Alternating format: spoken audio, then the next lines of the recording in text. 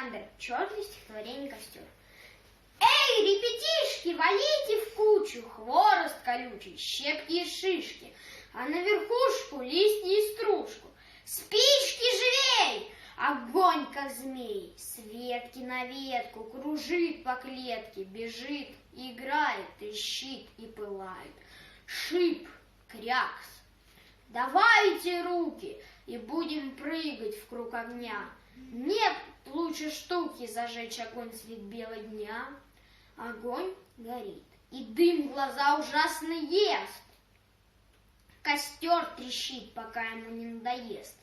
Осторожней, детвора, дальше, дальше от костра, можно загореться. Превосходная игра.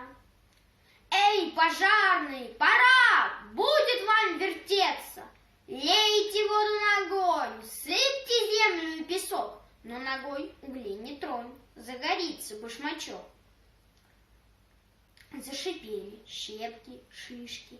Лейте, лейте, ребятишки! Раз, раз и еще раз, вот костер наш и погас.